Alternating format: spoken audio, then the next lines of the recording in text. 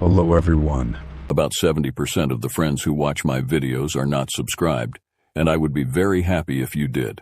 I know many of you use these videos to fall asleep, so before you drift off, I'd love it if you could leave a comment letting me know where you're listening from around the world. Story 1. Dio. I had been house sitting for my relatives for a few days. They were going on a weekend getaway and had asked if I could take care of their house and pets while they were away. It wasn't a big deal. I had house-sat for them before, and the routine was always the same: feed the cat, water the plants, and make sure everything was in order. The house was always quiet, calm, and welcoming. This time, however, something felt different, though I couldn't pinpoint why.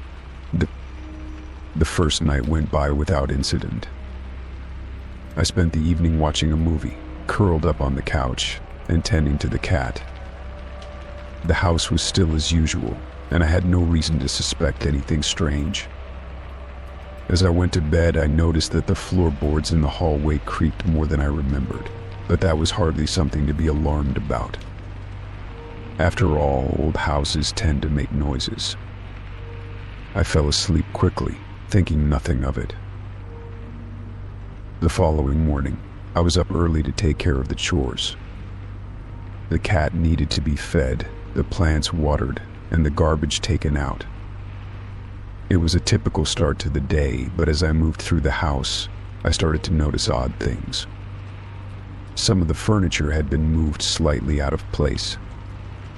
It was subtle, but I knew it wasn't like that the night before.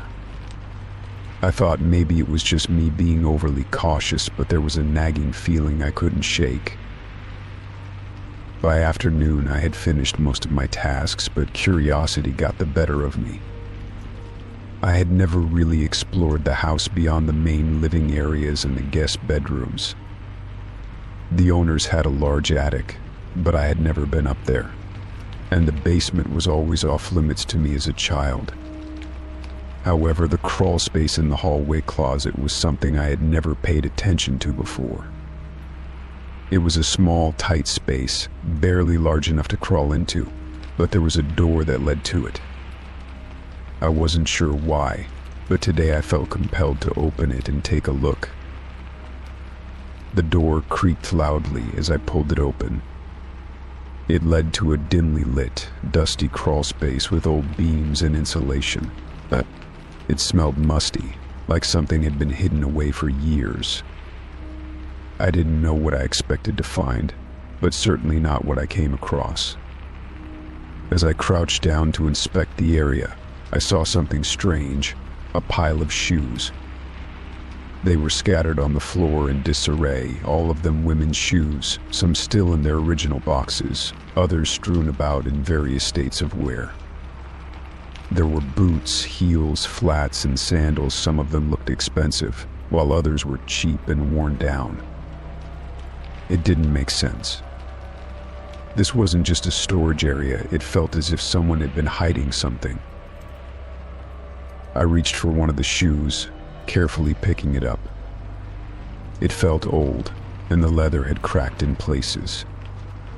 The more I looked at the shoes, the more unsettled I became. They were arranged in no particular order, as though someone had been collecting them over time, but there was no reason for such a collection to be hidden in a crawl space. I felt the hairs on the back of my neck stand up, a cold sensation running through me. The silence around me was thick, and I realized how strange it was that I had never noticed this before. I had been in this closet countless times, yet I had never once thought to open that particular door. I pushed the shoes aside and looked deeper into the crawl space. That's when I noticed the clothing. Torn pieces of fabric were scattered around the floor, clothing that seemed to have been ripped or shredded in haste. It wasn't like regular clothing you might throw away. These items had been worn and discarded, some with tears that looked too deliberate, too purposeful. There were shirts, skirts, and dresses, none of them in good condition. Some pieces had stains, others had frayed edges. I could feel my pulse quicken as my mind raced to make sense of what I was seeing. I took a step back and tried to collect myself. This wasn't just a random accumulation of old things. The way the shoes and clothing were discarded, the disarray, was too calculated to be just junk. But why would anyone keep such items in a crawl space? Who would leave them there, hidden away from sight? It didn't add up, and the more I thought about it, the more my anxiety grew. I quickly closed the crawl space door, trying to push the image of the clothes and shoes from my mind. My first instinct was to leave, to go outside and get some fresh air. I stood in the hallway for a moment, debating what to do. Part of me wanted to forget what I had just seen, to leave it behind and move on with my task. But another part of me, the part that had seen something truly disturbing, knew I couldn't ignore it. I needed answers. I couldn't just pretend I hadn't seen the hidden shoes and the torn clothing. But who could I ask? I couldn't confront my relatives about it without sounding paranoid or intrusive.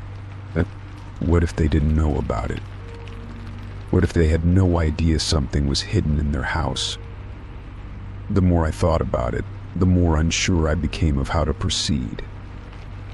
But I knew one thing for certain. I couldn't stay in the house alone with those thoughts gnawing at me.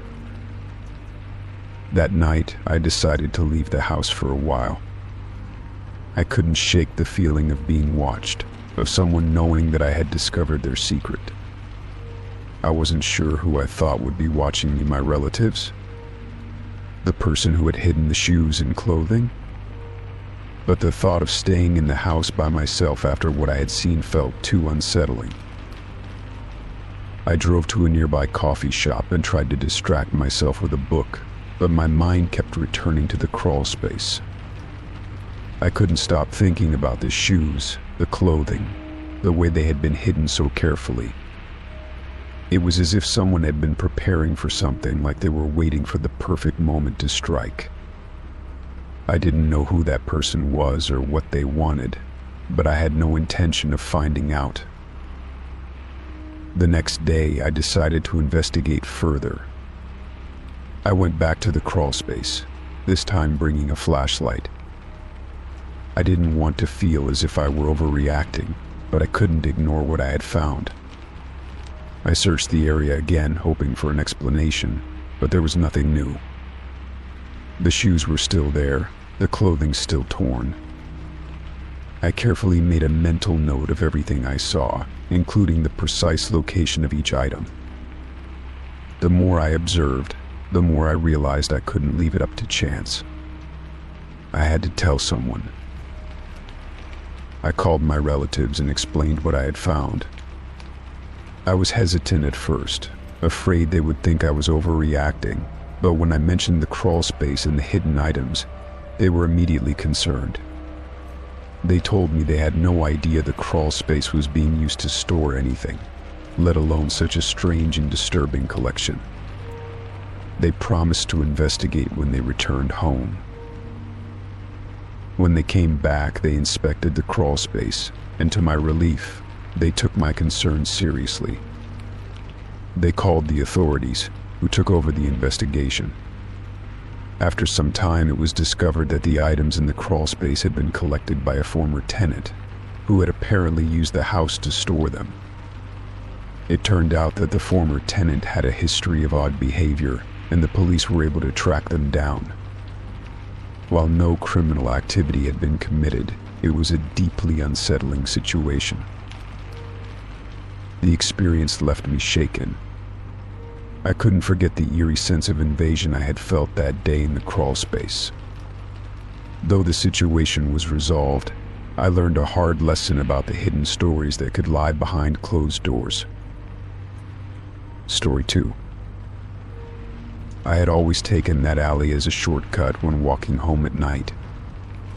It was quicker than going the long way around the block, and most of the time it was empty and quiet, a place where no one bothered you. But this time, as I turned the corner, something felt off. The alley was darker than usual, the only light coming from a faint street lamp at the far end. I tried to shake off the unease, telling myself it was just my imagination, but I couldn't ignore the feeling gnawing at the back of my mind. As I walked further down the alley, I noticed two figures standing still near the exit, just out of the light. They were blocking the path, their shapes hard to distinguish in the dimness. I couldn't tell if they were waiting for someone or if they were just loitering, but something about the way they were standing made me feel uneasy. They weren't moving, just standing there like they were watching for something or someone. I slowed my pace, not wanting to draw attention to myself, but also trying to figure out my next move. The alley was narrow, and the only way out was through them. I could turn around and walk back the way I came, but that would be just as dangerous. There was no one else around, and I didn't want to seem scared, so I decided to keep walking, but my steps were slower now, tentative. I tried to peer through the shadows, hoping to make out any detail that might help me understand who they were or what they were doing there. But the figures remained just as indistinct, motionless, as though they were part of the darkness itself. I tried to look confident, even though my heart was racing. The closer I got, the more I felt the tension rise. Something wasn't right. If they had been ordinary people just hanging out or waiting for a ride, they would have moved, or at least acknowledged my presence. But instead, they stood still, almost like statues, their attention unwavering. I could feel their eyes on me, even though I still couldn't make out their faces. That's when I knew that something was wrong, and I began to regret my decision to take the shortcut. I took a deep breath, trying to steady my nerves, and began to calculate my options. I could still turn back, but I had already come too far to make it look like I was scared. Besides, I had no idea how much of a head start I would get if I did. I couldn't keep walking directly toward them, either. They might block my path if I got too close. So I kept my eyes straight ahead and started to slow my pace even more, hoping they would take the hint and move out of the way.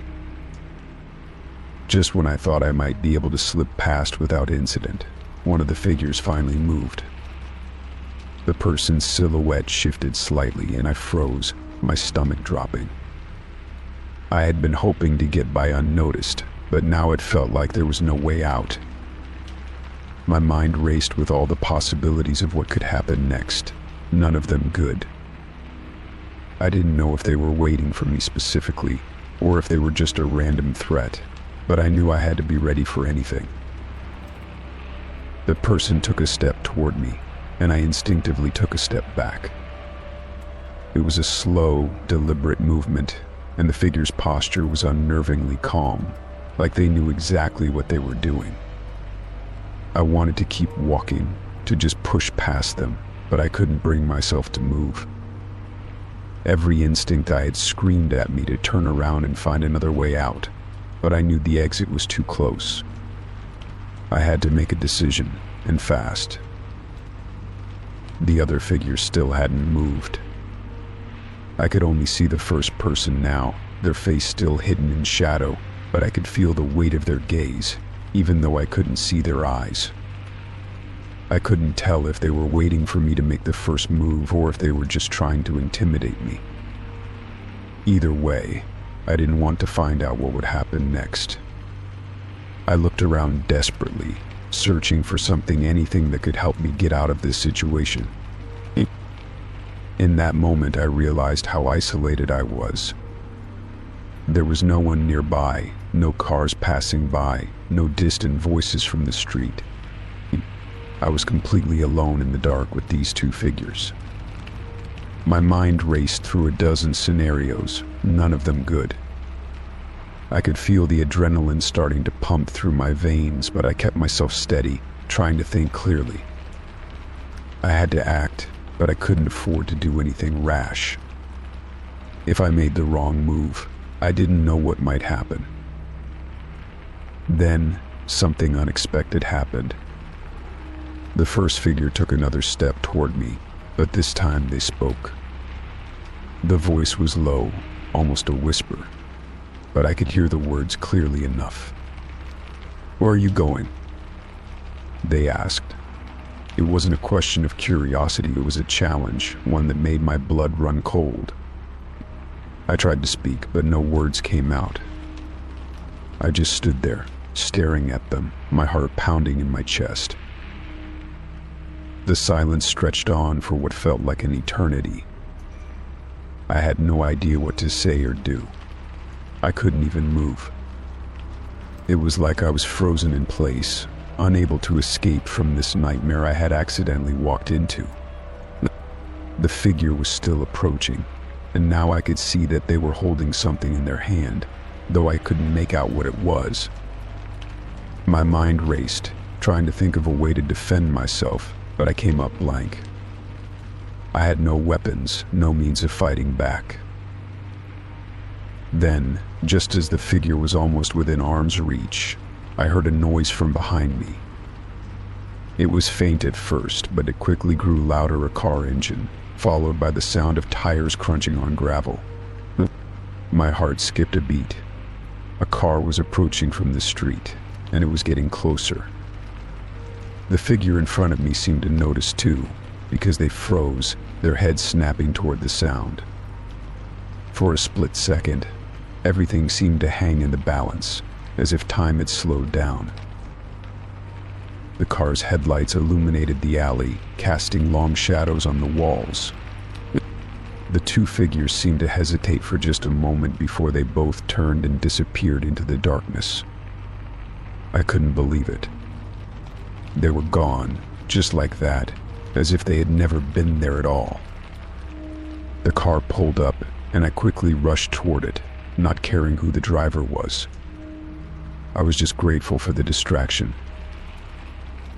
The driver rolled down their window, and I didn't hesitate to ask for help. I explained what had happened, though my voice trembled as I spoke. The driver offered me a ride to the nearest police station, and I accepted without a second thought. I had never been so thankful for someone's presence in my life as I was in that moment. Once I was safe inside the car, I looked back at the alley. It was empty, silent, but I couldn't shake the feeling that I wasn't alone. The events of the night replayed in my mind, and I couldn't help but wonder what would have happened if that car hadn't arrived when it did. Would I have made it out? Would those two figures have hurt me, or was it all just a twisted game? I didn't know, but I was determined to never take that shortcut again. At the police station, I filed a report, but the figures were long gone by the time they arrived. They told me they would keep an eye on the area, but nothing more could be done without further evidence. I went home that night still shaken but relieved. I had escaped, but I knew I wouldn't forget what had happened in that alley, and I would always be more cautious in the future. Story 3. I had always been curious about medical research, so when I saw an ad for a clinical trial offering a generous compensation, I decided to sign up. The promise of being part of something important, something that could potentially help people, made it seem like an opportunity I couldn't miss. The advertisement was clear, offering healthy participants a chance to contribute to a groundbreaking study, and I thought, why not? I filled out the form online, received a call back, and was invited to the facility to begin the trial. The day I arrived at the clinic, it was an unusually overcast morning. The building itself was modern, almost sterile in its design, and the staff appeared efficient, almost too professional. There were no visible signs of anything that might seem off, nothing that raised any immediate red flags. I checked in at the front desk, and the receptionist handed me a set of forms to fill out. Most of the paperwork was standard health history, consent for treatment, and so on. But then I came across a document I wasn't expecting, a non-disclosure agreement. The non-disclosure agreement, or NDA, wasn't anything I had anticipated. At first glance, it didn't seem too different from the usual forms you sign when agreeing to participate in a study. It was lengthy and contained legal jargon, but that wasn't what caught my attention. What unnerved me was the line about not being allowed to leave the building until I signed it.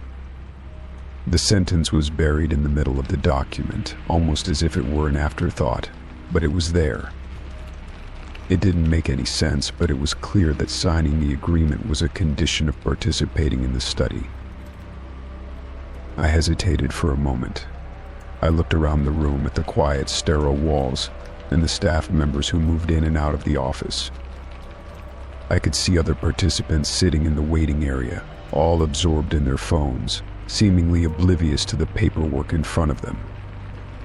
It felt like a normal clinic, like nothing was out of the ordinary, and yet the thought of not being able to leave until I signed this document made me uneasy. The woman behind the counter smiled at me politely, her eyes bright and welcoming, but there was something in her gaze that made me uncomfortable. I asked her what the NDA was about, but her response was simple. It was just a formality. Reluctantly, I signed the document, wondering if I was being paranoid. What could possibly go wrong in a clinical trial? I was just a participant, nothing special, just another name on a list. I had been promised compensation, and this was just a step in the process, right? But the more I thought about it, the more I couldn't shake the feeling that something wasn't quite right. The phrase "you cannot leave until you sign" echoed in my mind, and I began to feel trapped, like I had walked into something far bigger than I had anticipated. Once the agreement was signed, the staff escorted me to a small examination room. It was bare except for a single chair and a table, with various medical instruments neatly arranged on the counter. The technician, a young man, instructed me to sit down while he took my vitals.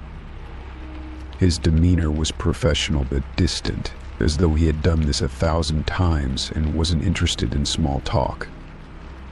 He didn't explain much of anything as he went through the motions, taking my blood pressure, checking my temperature, and giving me a small cup for a urine sample. Well, I did everything he asked, feeling more like a specimen than a person. After the initial checks, I was moved into another room where they handed me a small cup of what looked like water, telling me to drink it quickly. The liquid tasted strange, almost metallic, but I didn't question it. I was instructed to sit quietly while the drug took effect. Time seemed to blur in the sterile room, and the clock on the wall ticked relentlessly as I waited, growing more and more restless. What was this trial really for? What was in that drink? I tried to stand, but the room felt disorienting. I felt lightheaded, dizzy, as though the world was tilting ever so slightly. My body felt heavy, sluggish, as though I was trapped in a dream that I couldn't wake up from. Panic began to set in, but I fought it off, reminding myself that this was all part of the process. I tried to focus on the people around me, the staff who moved with practiced ease, but they were all strangers. They spoke to each other in low, almost inaudible tones, as though they didn't want me to overhear something. Hours passed, though it felt like days. I was led from room to room, each more clinical and impersonal than the last. I started to wonder if the trial was real, if any of this was real. Each interaction with the staff became more scripted, more robotic.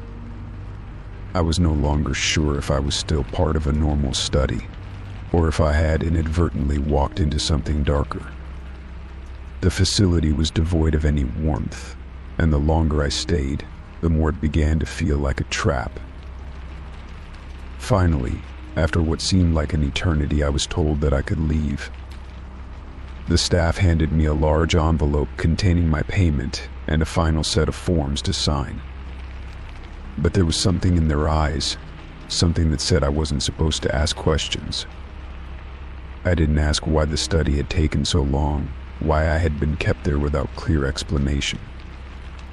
I didn't ask why they had been so evasive, so secretive.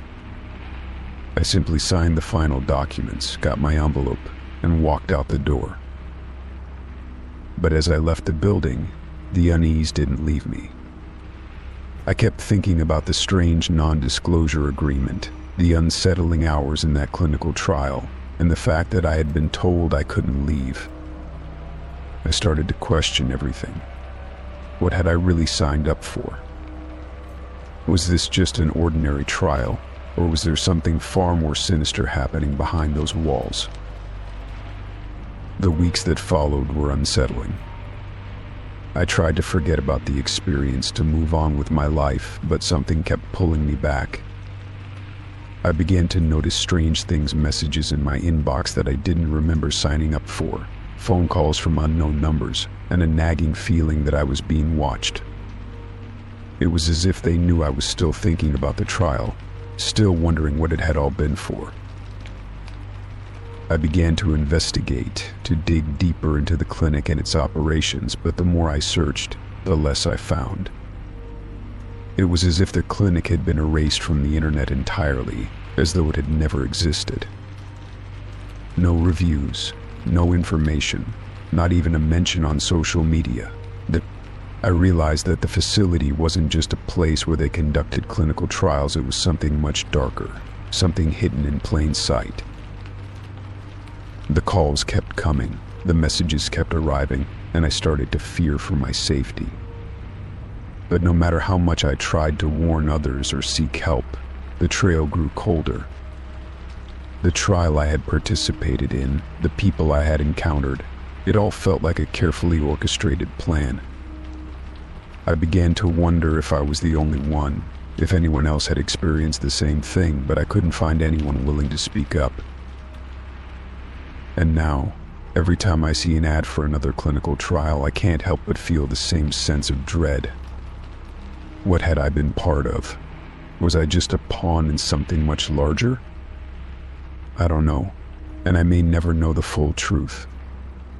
But I'll never forget the day I signed that non-disclosure agreement, the day I was locked inside that building and couldn't leave until I agreed to stay silent. Some doors should never be opened, and some trials should never be entered. Story 4. The concert had been incredible. The music, the energy, the crowd, everything had aligned perfectly to create a night I wouldn't forget.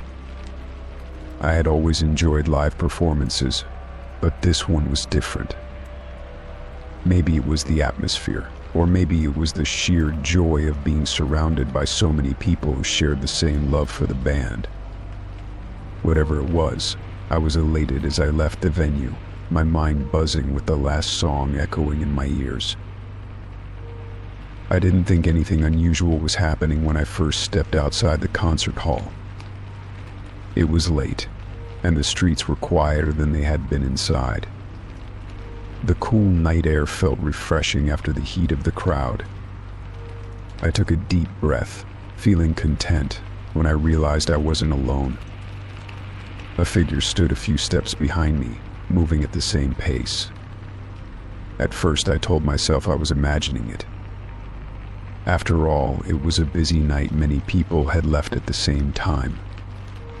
But as I turned a corner, I noticed they did too. I tried to shake off the unease that crept over me, but the feeling lingered. It was too quiet, and there was something off about this person. They weren't in a hurry, just walking steadily behind me, keeping the same distance.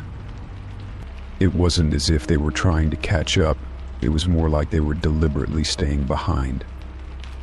My mind raced through possibilities. Was it someone from the concert who recognized me? A fan? Or was it something more sinister? As I crossed the street, I found myself glancing back again, confirming that the person was still there. Their movements were almost synchronized with mine. I felt a chill run down my spine. The street lights flickered, casting long shadows across the pavement. I quickened my pace, hoping to lose them in the maze of city streets. But no matter how fast I walked, they stayed right behind me, never getting closer but never falling behind either. I turned down a narrow alley, thinking I could lose them there. The alley was empty, the walls of nearby buildings looming high on either side. For a moment, I thought I might be safe, but when I looked over my shoulder, there they were again. This time they were closer, much closer. My heart started to race. I couldn't just keep running, not like this. I had to confront them. I stopped abruptly, facing the figure. My breath caught in my throat, and for a brief moment I considered running again. But I forced myself to stay still. I had no idea who this person was or what they wanted, but I wasn't going to let them intimidate me any longer. "What do you want?" I asked, my voice shaky but firm. The figure stopped too. For a second they didn't speak, only stood there, their face hidden in the shadow of their hood. I couldn't make out any details, but I could feel their gaze on me, cold and unblinking. "I just want to talk," they said, their voice low but calm. It didn't sound like a normal response to my question, and that only made me feel more uneasy. "Talk about what?" I asked, stepping back slightly, instinctively putting some distance between us. My pulse quickened, and I wasn't sure if I should stay or run. Something in the way they spoke, so calm, almost detached, set off every alarm in my head. The figure took a small step forward, and the tension in my chest grew tighter. "You live on Oak Street, don't you?" they said. My heart dropped. I hadn't told anyone my address that night, and I hadn't posted it anywhere. How could they possibly know where I lived? My mind raced, searching for an explanation, but none came. "How do you know that?" I demanded, trying to sound more confident than I felt. But inside, my stomach churned, and a deep sense of dread settled over me. The figure just shrugged. "It's not hard to find out," they replied cryptically. "You were easy to track. Your social media accounts make it simple." I froze, the realization hitting me like a punch in the stomach.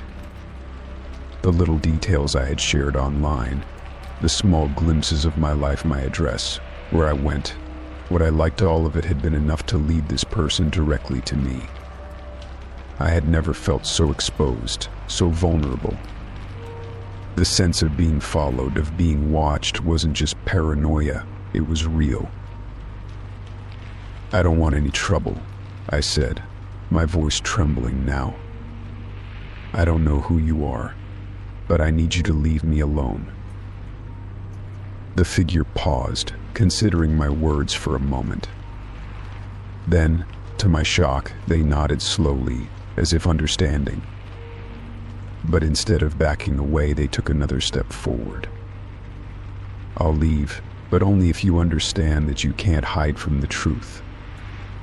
I know more about you than you think." My breath caught in my throat. What did they mean by that?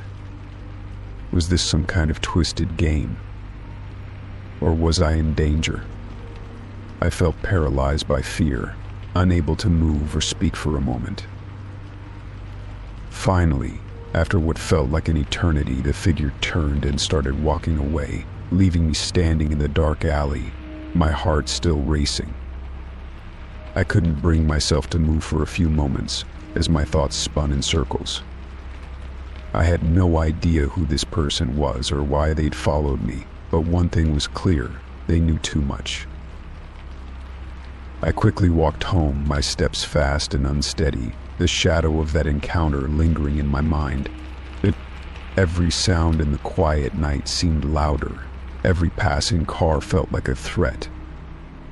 I made it to my apartment, locking the door behind me as soon as I was inside. I couldn't shake the feeling that something was wrong, that I wasn't safe anymore. For the next few days, I kept a low profile, staying home as much as possible. I changed my social media settings, making everything private, and I even considered moving to a different neighborhood. But no matter what I did, I couldn't forget the coldness of the figure's words. You can't hide from the truth. Days turned into weeks, and life slowly returned to normal. But I stayed vigilant, always checking my surroundings when I left the house. The thought that someone had watched me, that they knew so much about me, still haunted me. I couldn't trust anyone the same way anymore. One evening, as I was sitting on my couch, scrolling through my phone, I received a message. It was from an unknown number, and the message itself was simple. I told you I'd be watching. I didn't respond. I just blocked the number and tried to shake off the panic that gripped me. But deep down, I knew this wasn't over. The feeling of being watched, of being followed, would never go away. I had no idea what this person wanted from me, but one thing was certain: they wouldn't stop until they had whatever they were after. But at least for that night, I was safe. Story 5. I had been feeling burnt out for weeks, juggling work, responsibilities, and endless to-do lists. It had been months since I'd had a proper break, and I decided it was time for a spontaneous vacation to recharge. I scrolled through vacation rental listings, hoping to find something that offered a quick getaway without too much planning. After browsing for a while, I stumbled across a charming little house in a quiet, remote area, available for the next few days. It wasn't luxurious, but it seemed peaceful and isolated enough for me to relax. I booked the place without much thought, eager to escape the daily grind. The rental description boasted a cozy, secluded retreat with scenic views and a lot of privacy. Perfect, I thought, just what I needed. The house was only a few hours' drive away, so I packed a small bag and hit the road the very next morning. I was looking forward to having some time to myself, away from emails, calls, and the stress that had been mounting for far too long. When I arrived at the house, I was immediately struck by its rustic charm. It was nestled on the edge of a dense forest, with towering trees surrounding the property and a quiet path leading to a small lake nearby. The house itself was modest, with a simple front porch and large windows that let in the natural light. It had an old, lived-in feel to it, but in a way that made it welcoming. The host had left a note on the kitchen counter, welcoming me and explaining a few things about the house, like where the essentials were and how to work the heater. Everything seemed normal. That evening, I settled into the living room, unpacking my things and curling up with a good book. The house felt comforting, and for the first time in a long while, I allowed myself to relax. It was so quiet, the only sound being the occasional rustle of leaves outside. I knew I had made the right decision by coming here. I let myself drift off to sleep early, eager to enjoy the solitude and the peaceful surroundings over the next few days.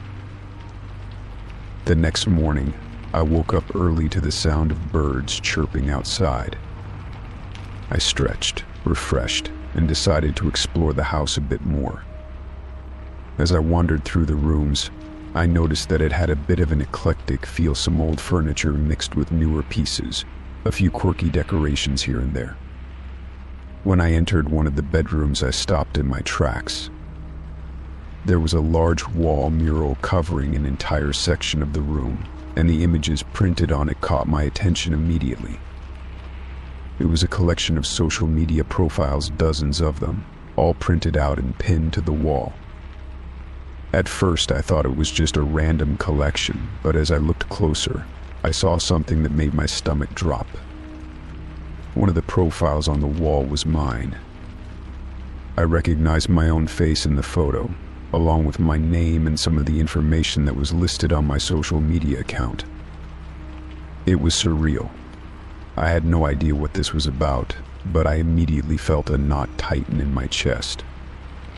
How did someone have access to my profile? And why was it printed out and put on this wall? I scanned the rest of the wall, and the more I looked, the more unsettled I became.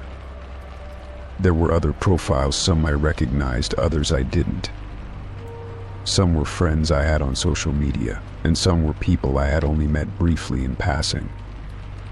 It felt like an invasion of privacy, but more than that, it felt like a deliberate attempt to make me uncomfortable. I had no idea who could have done this, or why they would do it, but it felt wrong, like I had stumbled onto something that wasn't meant to be found. I quickly stepped back from the wall, my mind racing with questions. Was this just some kind of weird decoration? Or was I being watched? The feeling of unease started to grow as I tried to rationalize the situation. Maybe it was some bizarre coincidence, but the more I thought about it, the more I realized there was no reasonable explanation for why my social media profile would be on that wall. I tried to calm myself, but the sense of being watched lingered in the back of my mind. But I couldn't just ignore it. I had to find out more. I walked over to the wall and started inspecting it more closely. The profiles were printed on plain white paper, with a pin stuck in each corner, holding them in place. There were no obvious clues as to who had put them there or why, but there was a note pinned next to my profile. It was a small, folded piece of paper, almost hidden in the corner. I hesitated before reaching for it, my hands trembling slightly. When I unfolded the paper, I found only a single line written on it. "I know everything about you." A cold shiver ran down my spine. I had no idea what to make of this. Who was behind this? And what did they mean by "I know everything about you"? Was this some kind of sick joke, or was there something more sinister going on? I felt a wave of panic wash over me as the realization hit.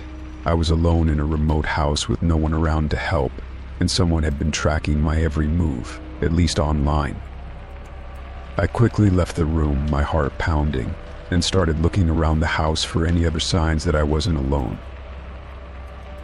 I searched the rest of the house, checking every room, every corner, but there was nothing else that seemed unusual.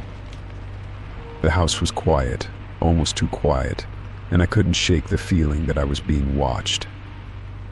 I grabbed my phone to call the host, but when I tried to make the call, I noticed that there was no signal. The area was too remote, and I had no way of contacting anyone for help. My mind raced with possibilities. I couldn't stay here any longer. I had to get out, but the thought of leaving immediately made me feel like I was overreacting. I decided to go outside and get some fresh air, hoping the cool breeze would help calm my nerves. I stepped out onto the porch, looking out over the vast, empty landscape. The isolation was both beautiful and terrifying, and I felt a strange mixture of freedom and fear. As I stood there, trying to clear my head, I heard a car approaching in the distance. My heart skipped a beat as the vehicle slowed down and pulled up to the driveway. I hadn't seen anyone else around for hours, and now someone was here. I watched as the car stopped, and a man stepped out. He looked familiar, but I couldn't place him. He seemed to be in his late 30s, wearing a casual jacket and sunglasses, which he took off as he approached the house. My first instinct was to run, but something stopped me. I didn't know who this person was, but I couldn't shake the feeling that he was connected to the strange situation inside. He stopped in front of me, his eyes scanning me with an unsettling calmness. "Are you enjoying your stay?" he asked, his voice smooth and friendly, but his eyes held something else, something calculating, almost predatory. I nodded, trying to act normal, but my mind was racing. How did he know I was staying here? Was he the one who had been watching me? And what was he doing here now? I hope everything is to your liking, he continued, as if nothing was out of the ordinary. I just wanted to make sure everything's okay. Feel free to reach out if you need anything. He turned and walked back to his car without another word, leaving me standing there, completely bewildered. I watched him drive away, feeling a mix of relief and unease. I knew I had to leave, but the idea of running felt like an overreaction. Still, I couldn't ignore the nagging feeling that something was horribly wrong. I quickly gathered my things, packed up, and left the house behind, driving as far away as I could. As I drove, I reflected on the strange events of the day. I couldn't explain what had happened, but I knew one thing for sure. I would never trust a vacation rental again. And as for the social media profiles on that wall, I couldn't shake the feeling that someone had been keeping track of me for a long time, waiting for the right moment to make their move. I was just glad I had gotten out before it was too late. Story 6. At first, I thought it was a mistake. One morning, I woke up to find a large, brown cardboard box sitting on my doorstep. It had no return address, no indication of who it was from, and I hadn't ordered anything recently. It seemed strange, but I assumed it was some kind of mix-up, maybe a neighbor's delivery that had gotten misdirected. I shrugged it off and brought the box inside, planning to call the delivery service once I had a chance. Inside the box, there was nothing but a small, nondescript envelope. I opened it, curious to see what the note might say. The handwriting was strange, uneven, like it was written in a hurry, and the words were simple but chilling. I know where you live. You can't hide from me. My heart dropped. I thought it was a prank, a cruel joke, or something from a disgruntled former acquaintance. I laughed it off nervously, but I couldn't shake the unease that settled in my chest. Days passed and I tried to forget about the odd delivery. But then it happened again. Another box, just like the first, appeared on my doorstep. This time I was more cautious. I didn't rush to open it. I stared at the box for a long moment, trying to make sense of what was going on. When I finally opened it, my blood ran cold. Inside was a small, delicate flower wrapped in tissue paper with another note that read, "You're mine now." The handwriting was eerily familiar, though I couldn't place where I'd seen it before. I felt a knot in my stomach as I realized something was wrong, deeply wrong. I hadn't told anyone where I lived, and there was no reason for anyone to know these things about me. My heart raced as I scanned my surroundings, half expecting to see someone lurking outside watching me. I told myself to calm down, that it was probably just a coincidence, but the notes and the deliveries kept coming. Each time, the messages grew more unsettling, more personal. "I'm closer than you think," one said. Another, "Don't think you can escape." It was clear now that whoever was sending these knew more about me than they should, and I had no idea how they were getting the information. I considered calling the police, but I didn't know how to explain something so bizarre. How could I tell them I was receiving mysterious deliveries with threatening notes inside and have them take it seriously? I doubted they'd believe me, especially since there was no physical evidence, just the strange deliveries. But the fear was starting to consume me. I stopped leaving my house for a while, afraid that whoever was behind this might be watching me, waiting for me to slip up. The deliveries continued, always when I least expected them. Sometimes they would come in the middle of the day, and other times I'd find one waiting for me when I returned home at night. The notes became more direct, more violent in tone. One note read, "You can't run. I'll find you wherever you go." The boxes were getting more bizarre, filled with odd, unsettling items, old photographs of places I had visited years ago, pieces of my old clothing, there's even things I thought I had thrown away. It felt like the person sending these was systematically collecting pieces of my life, reminding me that they knew everything about me. I became paranoid, constantly checking my windows and doors, making sure everything was locked, even in the middle of the day. I stopped going to the grocery store and had all my food delivered. I installed cameras around the house, hoping they would catch any sign of movement outside. But even with all the precautions, I couldn't shake the feeling that someone was out there, always watching, always waiting. Then, one evening as I sat on the couch trying to distract myself with a movie, I heard a sound at the door. A soft, faint knock, almost imperceptible. My heart skipped a beat, and I froze. I glanced at the camera feed, but there was no one outside. Hesitant, I approached the door, my hands trembling as I reached for the knob. I opened it slowly, my eyes scanning the porch. There was nothing there, no box, no envelope. But as I stepped outside to check, something caught my eye on the ground. A small, folded piece of paper lay in front of my door. I picked it up cautiously, my mind racing. The note inside was simple, just a few words: "You thought I was gone." I stared at the paper in disbelief. I hadn't heard anything, hadn't seen anyone. How could they have gotten so close without me noticing? I felt like I was losing control, my anxiety mounting. I couldn't keep living like this, trapped in my own home by someone who seemed to know my every move. But the next day I decided I couldn't take it anymore. I had to find out who was doing this, even if it meant confronting them head-on. I checked the cameras for anything out of the ordinary, and that's when I saw something that made my blood run cold. Oh, there, in the footage from the night before, was a figure standing just outside my window, staring into my house. The figure was wearing a dark hood, their face obscured in shadow, but the outline of their posture was unmistakable. They had been there for hours, watching, waiting.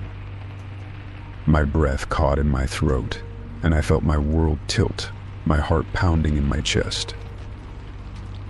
I immediately called the police, my voice trembling as I tried to explain everything that had been happening. They assured me they would send someone over right away, but when they arrived, there was no sign of anyone outside. The house was still locked up tight, and there were no footprints or other evidence of someone lurking nearby. The officer looked over the cameras but said that unless they had something more concrete, they couldn't take any further action. My stomach sank as I realized I was on my own. But over the following days, I took extra precautions, never leaving my house unless I had to, keeping every light on at night. The delivery stopped for a while and I allowed myself to breathe a little easier, thinking maybe the person had moved on. But just when I thought the nightmare was over, another box appeared. This one was different. It was smaller than the others, but it contained a single object, a key. The note that came with it was simple: "You're not safe yet." I stood frozen for a long time, staring at the key. It was old, rusted, and unfamiliar. I had no idea what it was for, but I knew that whoever had been sending these messages wasn't done.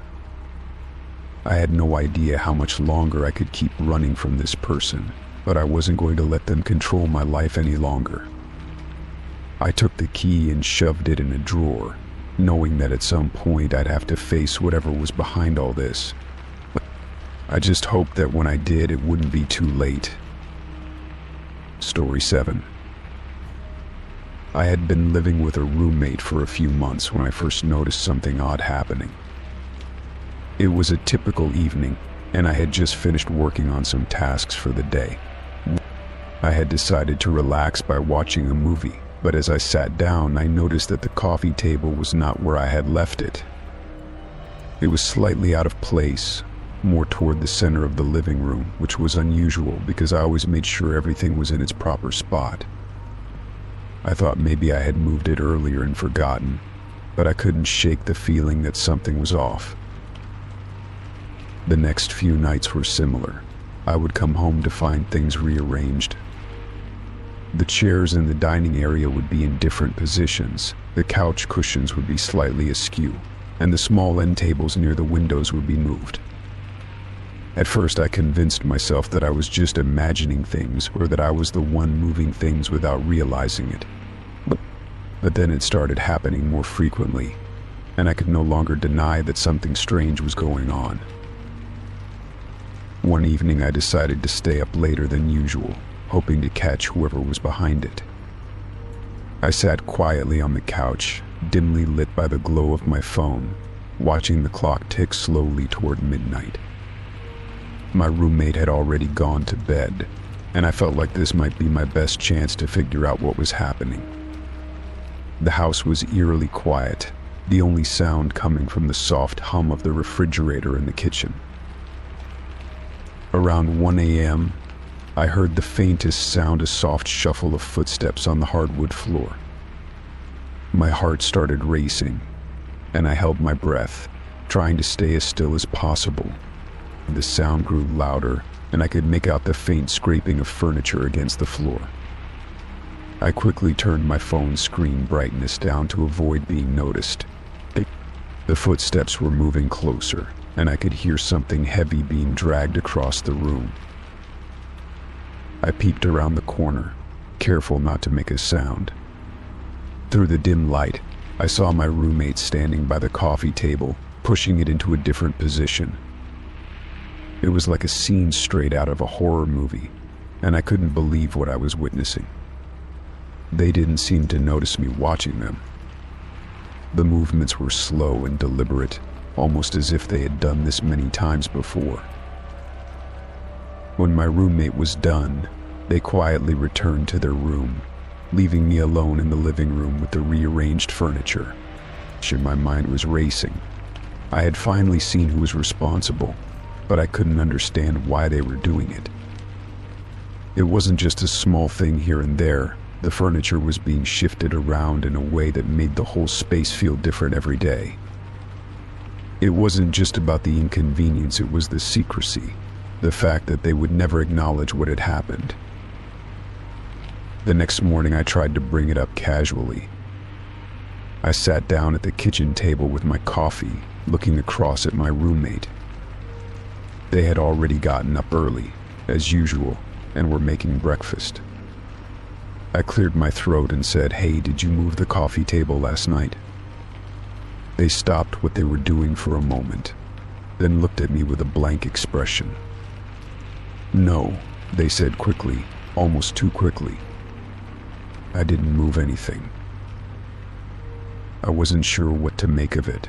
They acted like I hadn't even mentioned it, brushing off the question as if it were nothing. I decided not to press further, figuring maybe it was just a weird coincidence. But that evening, the same thing happened again. The coffee table was in a different spot, and the chairs had been moved.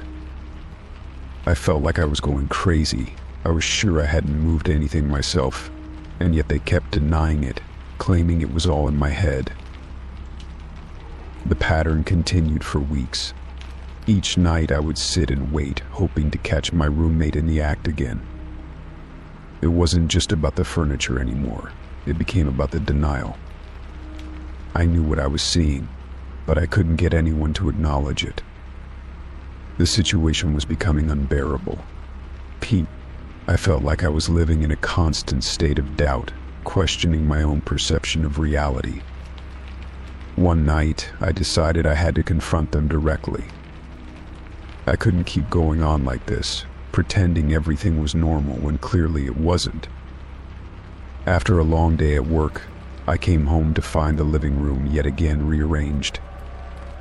This time, the couch was pushed almost to the opposite side of the room, and the end tables were nowhere near their usual spots. I took a deep breath and knocked on their door. When they opened it, I felt a mix of anger and frustration. "You're doing it again," I said, my voice firm but calm. "Why do you keep moving the furniture at night and then denying it in the morning?" My roommate looked at me with wide eyes, as if they had no idea what I was talking about. "What are you talking about?" they asked. "I haven't moved anything. You're imagining things." I stood there for a moment, feeling like I was talking to a wall. I had no proof, nothing concrete I could hold up to show them what I had seen. But deep down, I knew what was happening. It was as if they were deliberately gaslighting me, making me question my own sanity. "It's not just a coincidence anymore," I said, my voice shaking slightly. "I know you're doing it, and I want to know why." They didn't answer. They just stood there, looking at me with an expression that could have been confusion, or maybe something else. After a long pause, they simply closed the door in my face without a word. That was the last time I tried to confront them directly. In the following days, I became more and more isolated. I couldn't shake the feeling of being watched, of being manipulated. Every time I came home, I would find the furniture in a different position, and every time I asked about it, I was met with the same blank denial. I started staying at a friend's house more often, just to avoid the strange atmosphere in my own home. It was like living in a nightmare, where the truth was constantly denied. I knew something had to give. Eventually, I made the decision to move out. I couldn't live with someone who refused to acknowledge what was happening, and I couldn't stand the constant anxiety of not knowing what to expect when I walked through the door. I packed my things in silence, making sure to leave as quietly as I could. I moved into a new place a few weeks later, and the feeling of relief was immediate. The constant tension was gone, and for the first time in a long time, I felt like I could breathe again. I never spoke to my former roommate again, and I never found out the reason behind their strange behavior. But I learned one important lesson. Sometimes the truth doesn't need to be acknowledged by others for you to know it. The truth is there, whether anyone else is willing to admit it or not. Story 8. When I first landed the job as a personal assistant, I was excited. The position seemed like a great opportunity to gain some experience, and the pay was decent. The company was well established, and the office had a professional atmosphere that I was eager to be a part of. My responsibilities included scheduling appointments, managing emails, and assisting with day-to-day operations, tasks that I felt confident handling. I was ready to prove myself and start building my career. At first, everything seemed normal. The office was busy but not chaotic, and my employer seemed like a respectable figure, distant but professional. I spent my days organizing calendars, running errands, and preparing reports. My colleagues were friendly, though a bit aloof, and there wasn't much interaction outside of work-related matters. It was an easy rhythm to fall into, and I thought I had found a comfortable niche in the company. Things began to feel off when I started noticing strange behavior from my employer. They would frequently call me into their office for seemingly random tasks, sometimes asking me to retrieve information from files or check on things that seemed unimportant. But there was something unsettling about the way they asked, as though they were keeping tabs on everyone. The requests began to feel less like genuine work and more like attempts to keep track of what everyone was doing. I brushed it off at first, assuming it was just a quirk of their management style. One afternoon, while sorting through some office supplies in a back storage room, I stumbled upon a small, locked cabinet. Out of curiosity, I decided to see if I could find the key, thinking it might hold some important documents or items. After some searching, I found the key hidden in a drawer. I opened the cabinet, expecting to find something mundane, but instead, I found rows of monitoring equipment, cameras, microphones, and recording devices. My heart sank as I realized what I had stumbled upon. The equipment was sophisticated, and there were numerous wires and devices connected to monitors. I didn't understand the full extent of what I was seeing, but it was clear that my employer was surveilling the staff. The cameras were small and hidden, and the microphones were strategically placed around the office, suggesting that they were recording conversations and monitoring every move. I couldn't believe what I was seeing. I had worked for companies before, but nothing like this. I had never encountered such a blatant violation of privacy. I quickly closed the cabinet and locked it again, my mind racing. What was I supposed to do with this information? Was I complicit if I didn't say anything? I couldn't bring myself to confront my employer directly, not without knowing more. The whole situation felt dangerous, and I was afraid of the consequences if I made the wrong move. For the first time since I started working there, I felt a sense of dread in the pit of my stomach. Over the next few days, I began paying closer attention to my employer's actions. I started to notice more subtle signs that suggested they were monitoring the staff. They seemed to know exactly where everyone was at any given time, even when we hadn't spoken to them. They would comment on things that seemed insignificant, as if they were aware of conversations that had happened when they weren't around. I even overheard them speaking on the phone to someone, discussing the movements and behavior of specific employees, including me. It became clear that they were keeping tabs on everyone, and I was no exception. I started to feel trapped. My work, once a source of pride, now felt like a prison. Every task I performed seemed to be scrutinized, every conversation I had possibly being recorded. I couldn't talk freely with my colleagues, and I was constantly on edge. I knew I couldn't keep working under these conditions, but I also knew I couldn't leave without understanding the full extent of what was happening. What if my employer was gathering information on us for something worse? I had to find out. I decided to take action, but I had to be careful. I couldn't risk getting caught snooping around, so I began to quietly gather evidence. I started taking pictures of the equipment in the locked cabinet and recording the strange behavior of my employer. I documented everything I could, making sure to keep a record of my findings. I knew that I might need proof if I ever decided to take this to the authorities, but I had to be certain of what I was dealing with first. As I continued to gather information, I became increasingly paranoid. I started to wonder if my employer knew I was onto them. There were moments when I caught them looking at me strangely, or when they asked me questions that seemed out of place. I began to feel as though I was being watched constantly, like I couldn't escape their eyes. The stress of it all began to take a toll on me. I couldn't sleep properly, and my focus at work was slipping. I was in over my head, but I couldn't back out now. One afternoon, I finally decided to confront the situation head-on. I waited until the office was empty, and then I made my way to the locked cabinet. I took out my phone and snapped pictures of the equipment once more, trying to document everything as best I could. Just as I was about to close the cabinet, I heard footsteps behind me. My heart stopped, and I turned around to see my employer standing in the doorway.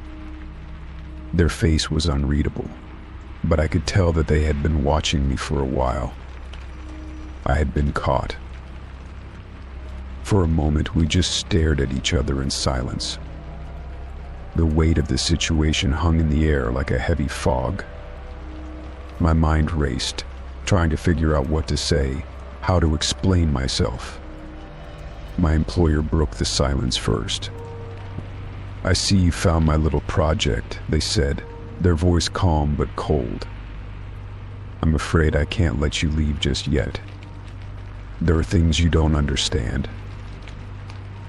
My stomach twisted with fear, but I stood my ground. What is this? I demanded. Why are you spying on everyone? This is illegal. They laughed softly, a sound that sent a chill down my spine. You don't get it, do you? It's not about spying. It's about control, about knowing everything. People think they can hide, but there's no hiding from me. Not in my world. I felt a surge of anger and fear. I'm leaving, I said, taking a step toward the door. This is wrong. You can't keep doing this. My employer's eyes darkened.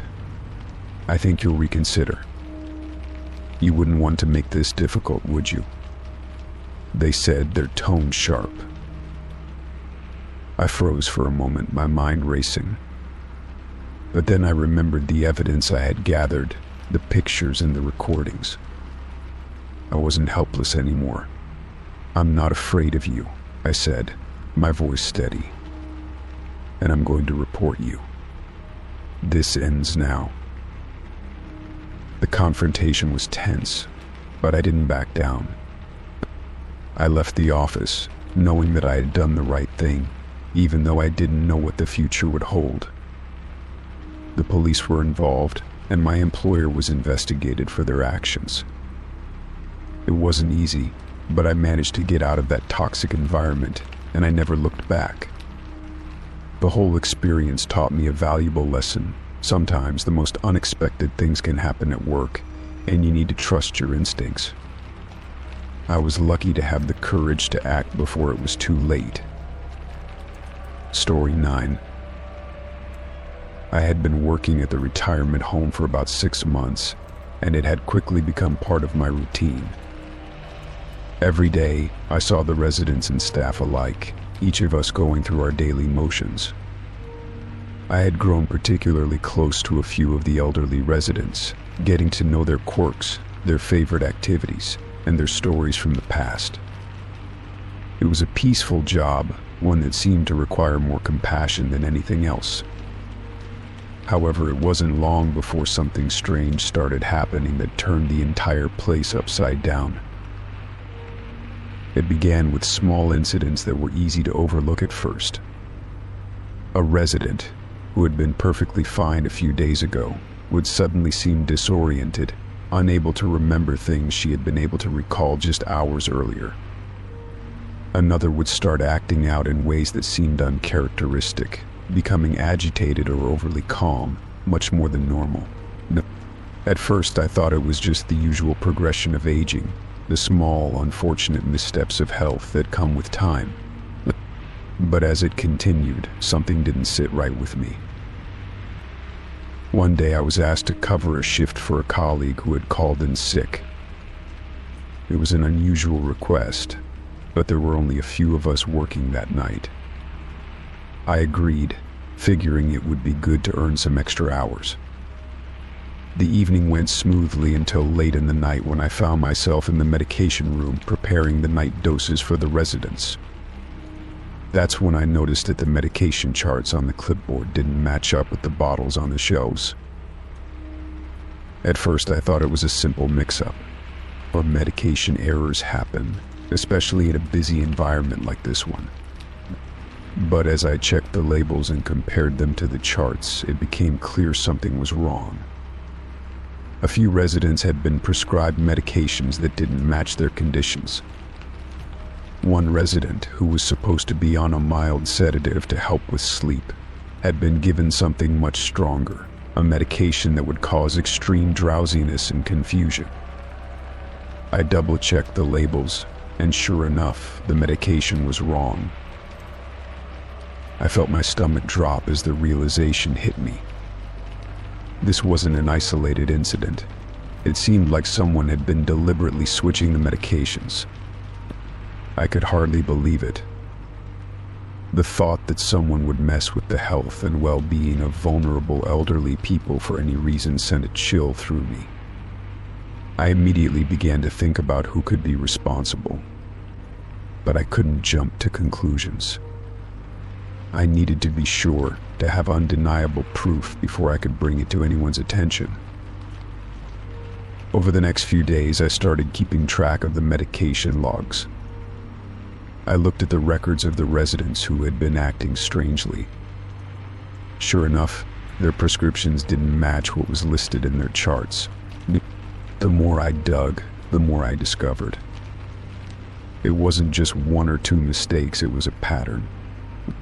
The person responsible was deliberately altering the medications, mixing up dosages, or substituting one drug for another. But why? I felt conflicted about what to do. On one hand, I knew I couldn't just ignore it. I had to report it, even if it meant putting myself in a difficult position. On the other hand, I wasn't sure who to trust. The staff was small, and I had worked closely with most of them. Who could be doing this, and why? I knew I couldn't confront anyone directly without putting myself and the residents in danger. That night, I stayed late after my shift ended. I went through the records again, making sure I hadn't missed anything. I noticed that the incidents of medication errors were becoming more frequent around certain dates, times, and people. It seemed deliberate. I couldn't ignore it anymore. I knew that if I didn't act soon, the situation could escalate, and more people could be harmed. The next morning, I met with the head nurse. I told her about the medication discrepancies and asked if we could check the security footage from the medication room. I had been cautious in my approach, not wanting to make any accusations without concrete evidence. She agreed to help, though she seemed skeptical at first. The footage from the past few weeks was pulled, and we began to watch it together. After hours of searching, we finally found something. In one clip, a staff member had walked into the medication room with an empty bag, and when they left, it was noticeably fuller. They had been swapping out medications, switching the bottles and labels. The footage confirmed what I had suspected. Someone had been intentionally tampering with the medications. My heart raced as the realization hit me there was no denying it now. I immediately reported the findings to the higher-ups, but I had to be cautious. I didn't know who was involved yet, and I couldn't risk alerting the person responsible too soon. It was a delicate situation. A full investigation was launched, and the authorities were notified. It didn't take long before the person responsible was identified. The culprit was a staff member who had been working at the retirement home for several years. It turned out that they had been struggling with financial issues and had thought they could make extra money by selling some of the medications.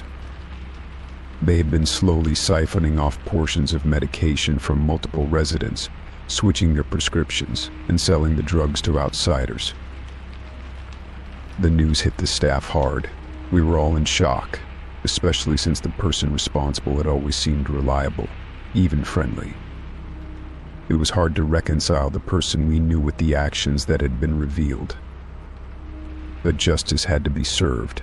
The staff member was fired, and the proper authorities took over the investigation. The residents, thankfully, were okay, and the changes in their medication were quickly corrected. However, the event left an indelible mark on me. It took a long time for the trust within the retirement home to be rebuilt.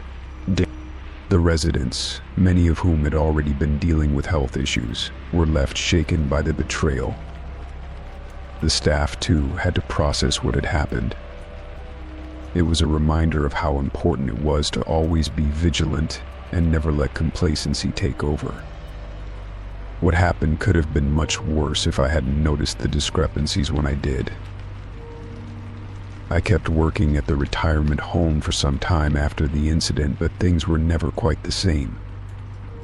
I had learned a valuable lesson about trust, responsibility, and the importance of protecting those who cannot protect themselves. The residents were always my priority, and I made sure to keep a watchful eye on everything, no matter how small. The experience stayed with me, a reminder that even in a place meant to care for the elderly, things could go terribly wrong. But I had done the right thing, and I was proud of that. The home eventually recovered, and the residents continued to receive the care they deserved. It was a hard lesson, but one that I would never forget. Story 10. It was late in the evening when I decided to take the toll road home after a long day. The sky was dark, and the road was unusually quiet.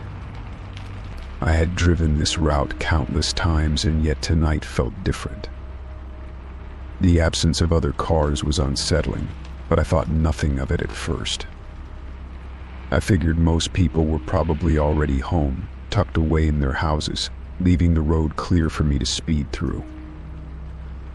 I could see the faint glow of the toll booths in the distance, their lights casting an eerie, almost desolate glow over the empty stretch of road. I drove for what seemed like an eternity, the rhythmic hum of the engine my only companion. The silence felt oppressive, and I couldn't shake the feeling that something was off. Even as I passed through the toll booths, I noticed the absence of the usual traffic, no cars queued up to pay. But I was tired, and my mind wandered back to the peaceful drive, dismissing my concerns as just overactive imagination. For the next 30 minutes, I drove without encountering a single other vehicle. No headlights in the rearview mirror, no cars in front of me. It was strange, even for this late at night, but I convinced myself that perhaps I was just ahead of the rush hour or that it was simply a quiet stretch of the road. My thoughts drifted back to the mundane work, plans for the weekend, and the comfort of finally being able to relax at home. It wasn't until I noticed the blue lights flashing in my rearview mirror that the calm was shattered.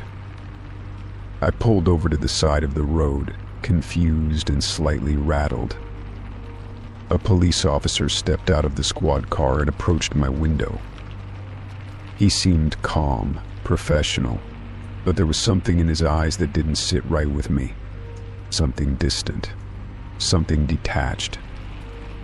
As he reached my window, he asked for my license and registration, which I handed over immediately. "Do you know why I pulled you over?"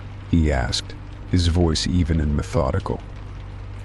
I was still processing everything, my heart pounding slightly from the unexpected interruption. "No, officer," I replied, trying to steady my voice. "I was just driving home." "Well, you were speeding," he said, his tone colder now. "In a zone where you shouldn't have been speeding at all." I blinked, trying to comprehend his words. I hadn't noticed any speed signs, but I knew I wasn't speeding, at least, not excessively.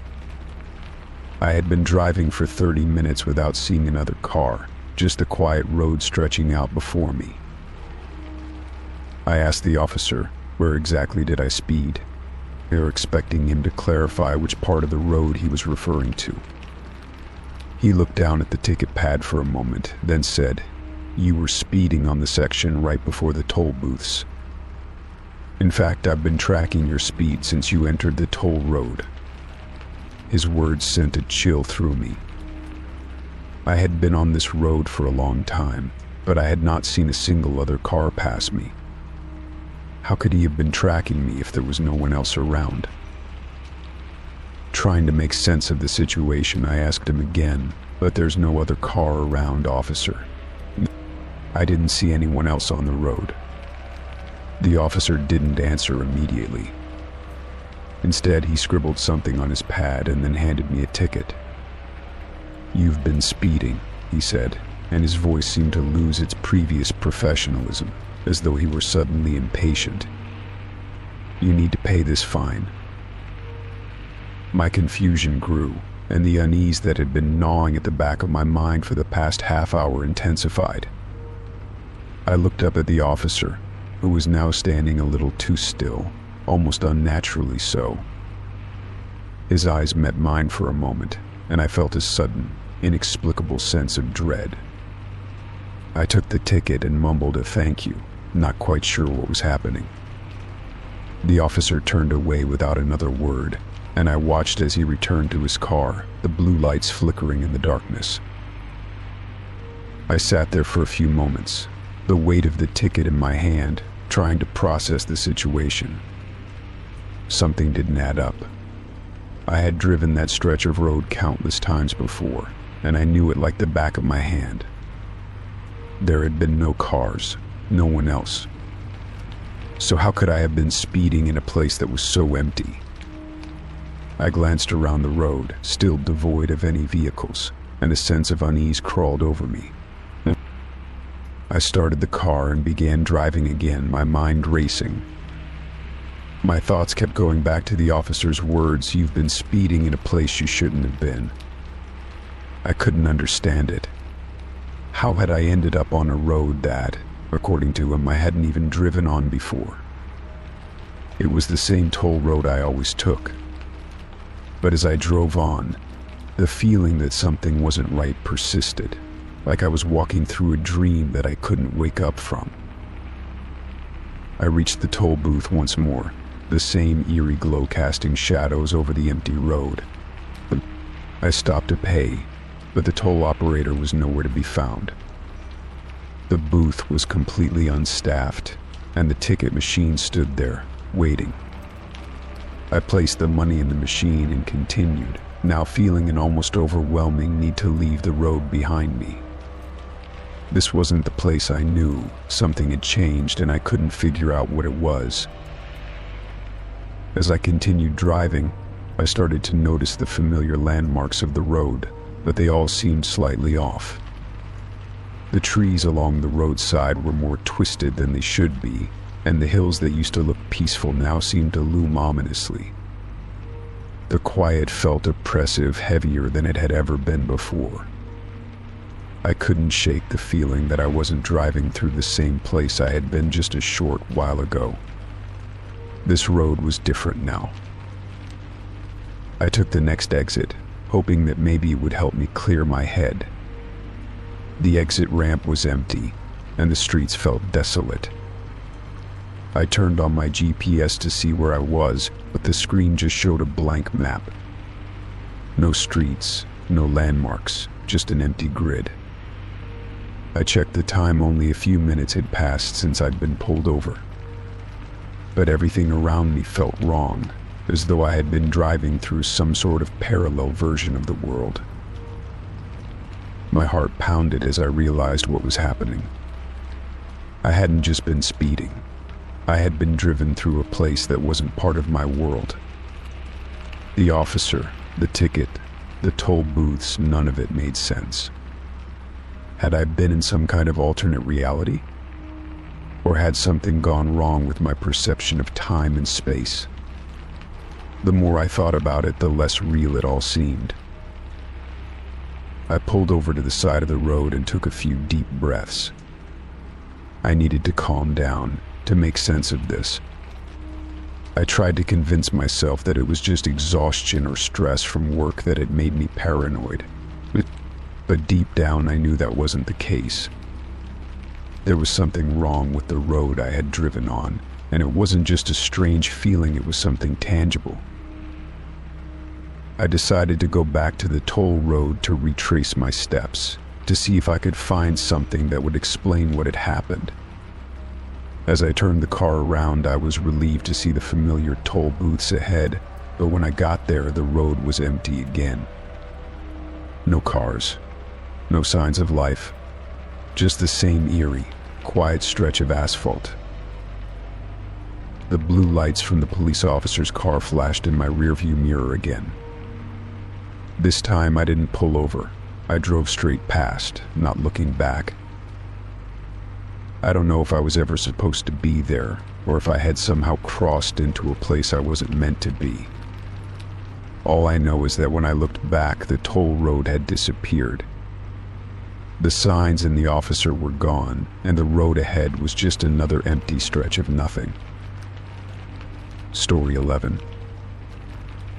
I had just finished a long shift at work and was walking toward my car, keys already in hand. The parking lot was quiet except for the low hum of a nearby street lamp flickering slightly above.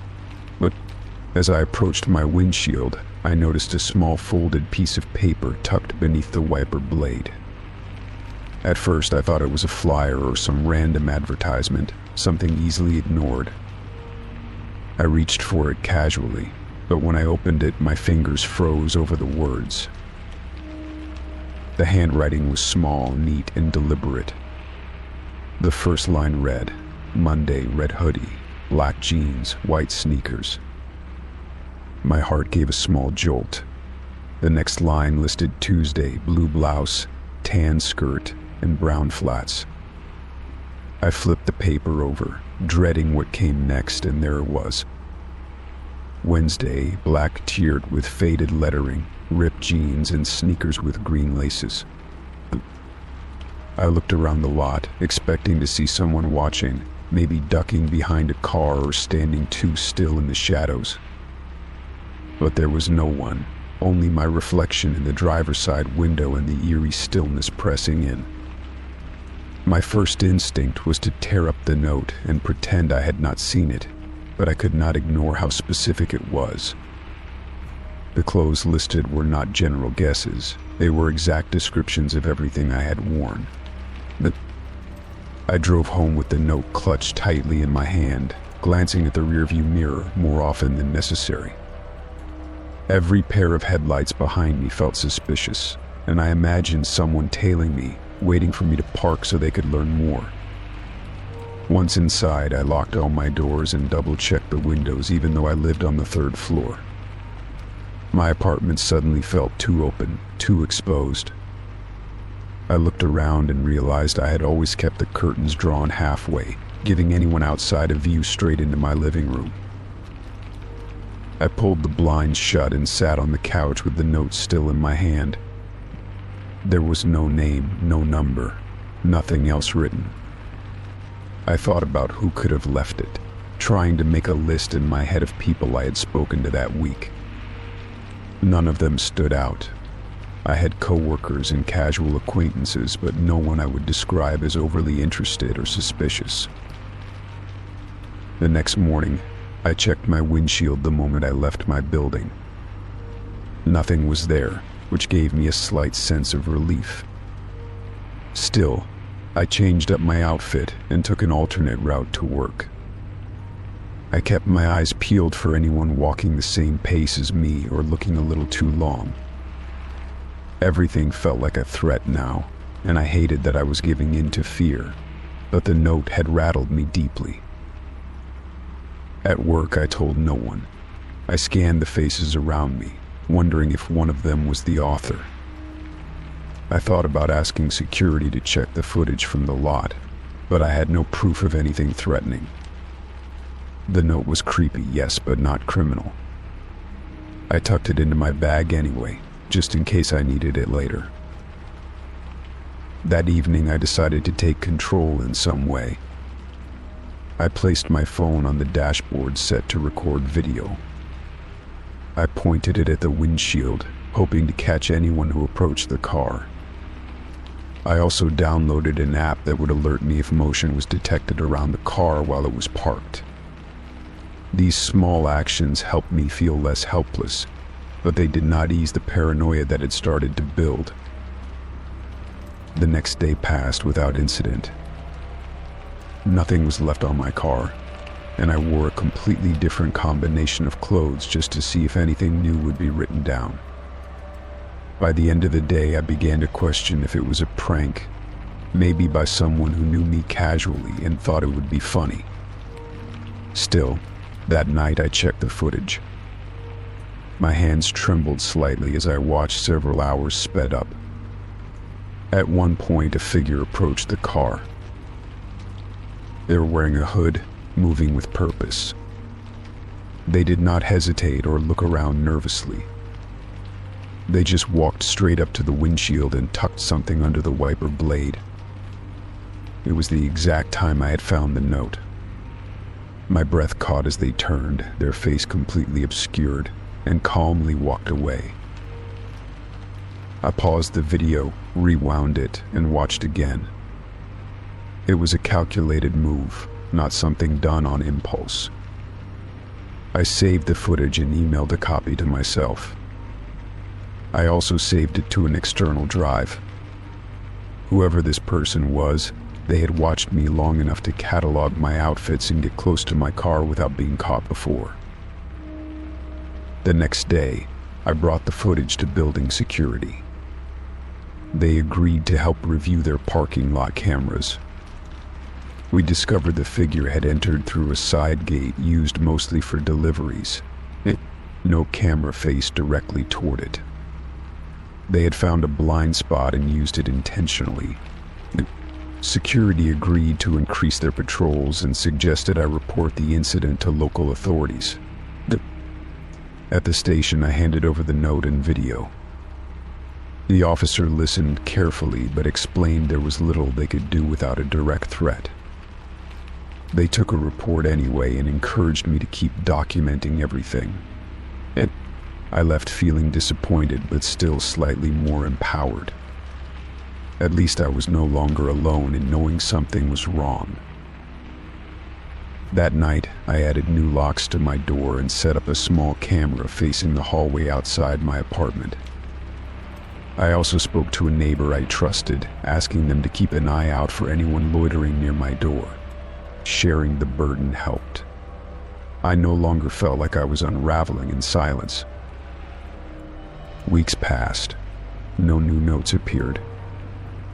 I kept changing routines, mixing up my routes, parking in different spots, and never leaving home at the same time. Eventually, the anxiety began to fade. It never left completely, but the constant tension started to lessen. It felt like whoever had been watching me had given up. One afternoon, as I returned to my car, I noticed someone in the lot taking photos. They were pointing a camera around casually, pretending to photograph the scenery. My instincts kicked in and I turned to walk away quickly, heading back toward the building. But before I could reach the entrance, someone called out behind me. It was the security guard who had helped me before. He was making his rounds and noticed the person too. Together we approached, and the photographer looked startled. When questioned, they claimed to be working on a project and denied everything. But they could not explain why they had several photos of me printed in a folder in their car. The guard called the police. This time, with physical evidence and a suspect in custody, they took things seriously. I gave another statement, provided all the previous documentation, and waited. Eventually, I was informed that the person had been following several individuals and had even set up similar notes for others. It was part of a disturbing pattern that had gone unnoticed until someone spoke up. Knowing I was not the only one somehow made it worse, but it also confirmed that I had not imagined anything. The authorities took over from there. I received updates now and then, but stayed focused on regaining my peace. I moved a few months later into a building with better lighting, security cameras, and fewer blind spots. Even now, I stay aware of my surroundings. I still check my car before I get in, and I always lock my door behind me. But I do not live in fear. I took back control of my life, piece by piece, and made sure to stay prepared. Some things you never fully forget, but you learn how to live again, stronger than before.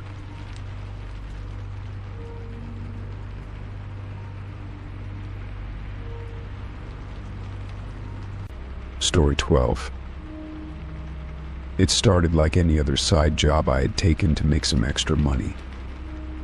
The offer came through a friend of a friend, no formal interview, just a quick phone call with basic details. They needed a night guard for a few weeks at a warehouse building on the edge of town.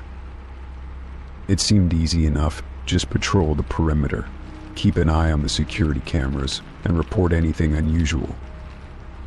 The pay was better than most of the jobs I had taken recently, so I accepted without hesitation. The building itself was nothing special. It looked like any other old structure that had been repurposed for storage or small-scale operations. The front doors were kept locked, and I was given a key card that worked only between 7 p.m. and 7 a.m. My shifts were quiet for the first few nights, just me walking the halls and checking the monitors. The basement level was restricted, but I was told it was for inventory that required special access, and I had no reason to question it. There were 2 stairwells leading to the basement, both secured with keypad locks.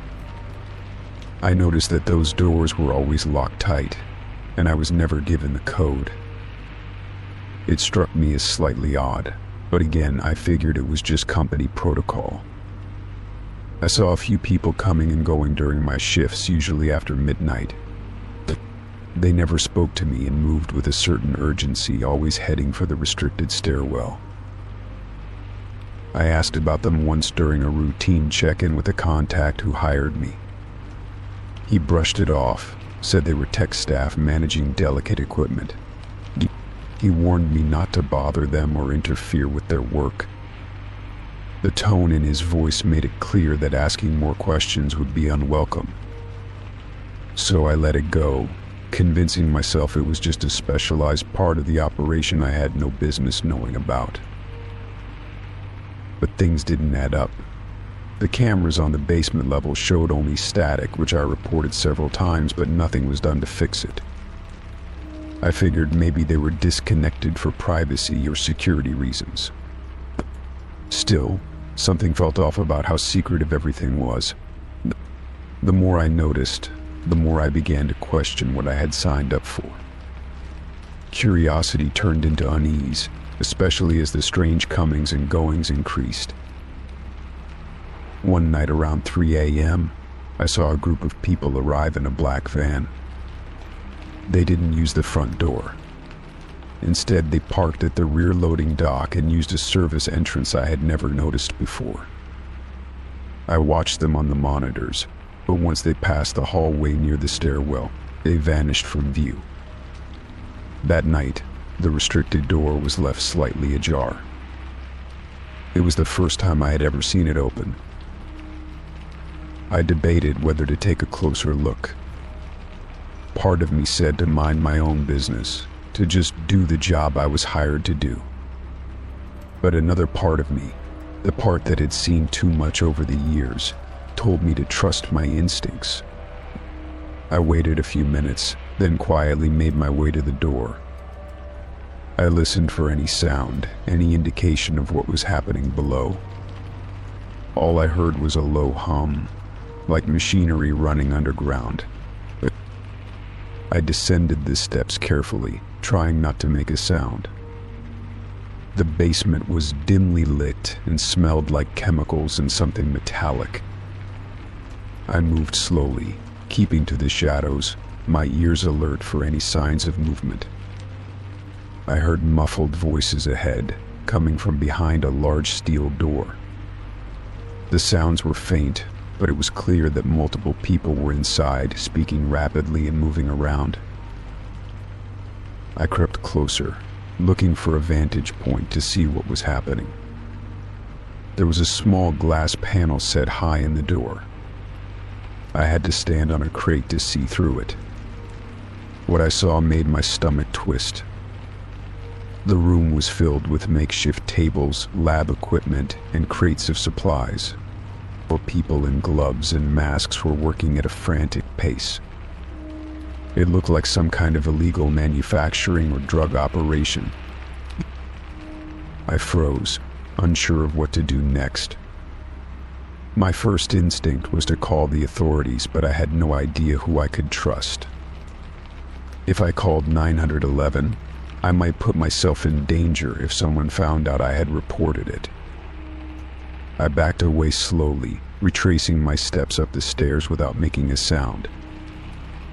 Once I was back at the security desk, I sat there in silence, trying to decide what to do. I knew I couldn't stay silent, but I also knew that I had to be careful. The rest of the shift passed without incident, but I felt every second like a weight on my chest. When the morning staff arrived, I clocked out like normal and went straight home. I spent the whole day thinking it through, weighing the risks. I finally decided to contact an anonymous tip line and report everything I had seen. I gave them all the details I could without revealing who I was. A few nights later, I showed up for my shift and found the building surrounded by unmarked vehicles. I was stopped at the gate and told the job had been terminated. I asked no questions and left without a word. That night, I saw the news reports. Authorities had raided the building and found a large-scale illegal operation in the basement. Several arrests were made, and the investigation was ongoing. I was never contacted again by the people who hired me. It was as if the job had never existed. I never heard from the friend who connected me either. It was like they had vanished. I took it as a sign to move on and be more cautious about the jobs I accepted in the future. I had walked dangerously close to something that could have ended very badly, but I had gotten out in time. That experience changed the way I approached my work. I started doing more thorough research before accepting any job offers, especially those that came with little information. I also learned to trust my instincts more, to listen to that quiet voice that warned me when something was wrong. It reminded me that even simple jobs could come with hidden dangers, and it was up to me to stay alert and careful. In the end, I was grateful I had followed my gut. Reporting what I saw, even anonymously, may have helped shut down something dangerous.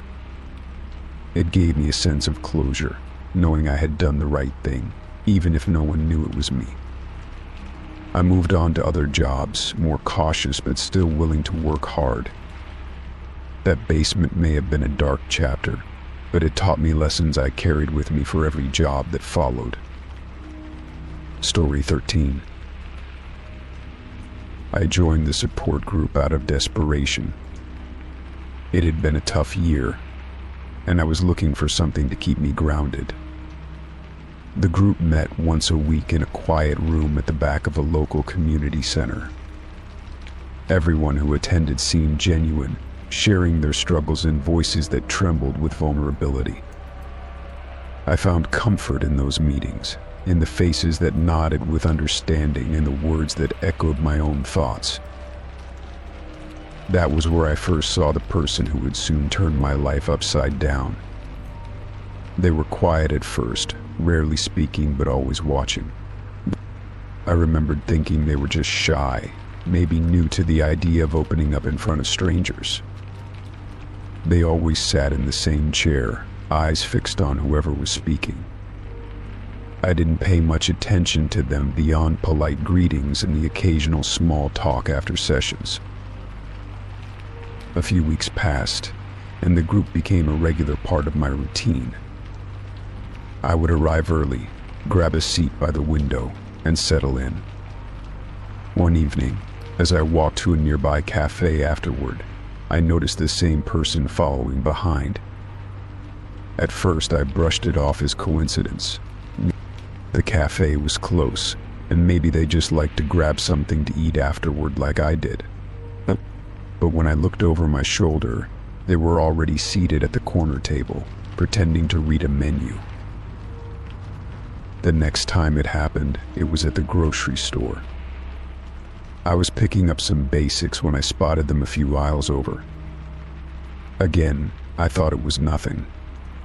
After all, people shop. It wasn't unusual to run into someone in the same area. But when I saw them 2 more times in different places that week, it started to feel less like chance and more like a pattern. I tried to ignore it at first, hoping it would stop on its own. But the appearances became more frequent and harder to dismiss. I saw them outside my gym one morning, standing near the entrance with a cup of coffee. Then later that week, they showed up at a bookstore I visited only once a month. Each time, they acted surprised to see me, as if they had no idea I would be there. The smile they gave me was too rehearsed, too confident to be accidental. I mentioned it casually at our next support group meeting, without naming names.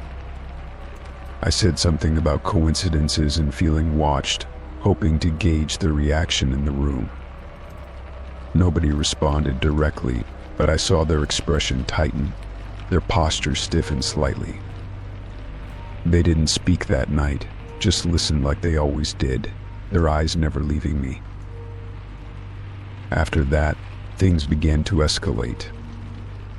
I started receiving messages on social media from accounts I didn't recognize. They were vague at first, simple things like thinking of you or saw you today. Nothing directly threatening, but enough to make my skin crawl. The timing of the messages always matched the times and places where I had seen them. It felt like I was being tracked. I tightened my privacy settings and stopped posting updates about where I was going. I changed my daily schedule, avoided familiar spots, and even took a different route to work. For a while it helped. I didn't see them anywhere, and the messages stopped coming. I let myself believe it was over, that maybe they had lost interest or moved on. But it was just a calm before the storm. One morning I found a note slipped under my door. It wasn't typed or signed, just a short sentence scribbled in messy handwriting. It read, "We understand each other better than anyone." That was when fear truly set in. My building had a secure entrance, and only residents had access. The idea that someone had been close enough to leave that note without being seen made me feel exposed and helpless. I went to the police, but without a name or direct threat, there was little they could do. They told me to keep a record, take photos if I could, and contact them again if anything escalated. I left feeling frustrated and more alone than ever. I tried to talk about it again in the support group, but the person wasn't there that evening. It was the first meeting they had missed since I joined. Despite the absence, I couldn't shake the feeling that they were still nearby. I started sleeping with the lights on, checking the locks twice before bed, and jumping at every unexpected noise. I talked to a few close friends, hoping for advice, but most just said it sounded like paranoia. Even I started to question myself. Had I imagined the whole thing? Was I misreading a series of strange but harmless coincidences? The answer came one night when I returned home late from work. As I unlocked my door, I noticed a shadow move behind me. I turned quickly, my heart racing, but saw no one. Inside, I found another note on my kitchen table. I hadn't left any windows open, and the door had been locked. The note simply said, "You never have to be alone again." That was the breaking point. I packed a bag and left that night, staying with a friend across town. I didn't tell anyone where I had gone, not even the support group. I needed space to think, to plan my next steps. For the first time in weeks, I slept without fear. I spent the next few days researching private security systems, looking into restraining orders, and trying to gather anything that could help build a case. I returned to my apartment with two friends, one of whom had a background in law enforcement. Together we went through my place, checking for signs of entry, hidden cameras, anything suspicious. We didn't find much, just subtle signs that someone had been there without causing damage. A hair on my pillow that wasn't mine, a moved chair, and a faint scent I couldn't place, enough to confirm I wasn't imagining it. I took all the information I had, the messages, the photos, the notes, and went back to the authorities. This time I had more than just a gut feeling. I filed a report, gave them every detail I could remember, and pushed for action. I also changed my number, deleted my social media accounts, and got a new lock installed. I even joined a different support group in a new part of town under a different name. Months passed without any sign of them. I gradually started to feel safe again. I met new people, rebuilt my routines, and even returned to some of the places I once avoided. There were moments when I thought I saw them in a crowd or heard their voice in passing, but nothing ever came of it. Whether they had lost interest, been warned off, or simply moved on, I would never know. But I learned to be more cautious. I never shared my location online, stayed aware of my surroundings, and trusted my instincts more. The experience taught me the difference between paranoia and intuition. It reminded me how important it is to listen to that small voice inside that says something is wrong. Most importantly, it reminded me that I had the strength to protect myself, even when others doubted me. In the end, I took back control of my life. I reclaimed my peace, my space, and my sense of safety. I still attend support group meetings, but now I keep my distance until I really know someone. I help others stay vigilant, sharing my story when it feels right, not to scare but to prepare. Life feels normal again, and for the first time in a long while, I walk without looking over my shoulder. Story 14. The laundromat near my apartment was always my go-to place on quiet evenings. It was just a short walk away, and I liked going there late when it was nearly empty. The hum of the machines, the soft clatter of buttons and zippers in the dryers, and the scent of detergent always brought me a strange sense of comfort. It was routine, predictable, and gave me space to think. I never imagined that something as ordinary as doing laundry could leave me feeling disturbed. That night, I carried my usual basket of clothes and headed over, the sky already dark and the streets mostly silent. Only a few lights were on in nearby buildings, and the laundromat had its usual soft buzz of fluorescent lights. I picked a machine near the back where it was quietest and loaded my clothes without a second thought. Everything looked clean, and I had never had any problems there before. I closed the lid, poured in the detergent, and started the cycle. While waiting, I sat near the window scrolling through my phone, occasionally glancing up at the machine. Nothing seemed unusual at first. The rhythmic spin of the clothes and the sound of rushing water were familiar and almost soothing. I lost track of time for a while, watching the minutes count down. When the cycle finally ended, I stood up and went over to switch the clothes into a dryer. As I opened the lid, I immediately noticed something that stopped me in my tracks. There were stains on several of my shirts and one of my towels. At first I thought maybe it was rust from the machine, or perhaps a dye from another item I had overlooked. But the closer I looked, the more I realized it was none of those things. The stains were a dark, reddish-brown, still damp, and they had a metallic scent that made my stomach twist. I pulled out one of the shirts and turned it over. The stain was large, blotchy, and definitely not there when I put it in. My hands trembled slightly as I checked the rest of my clothes. Almost all of them had been affected.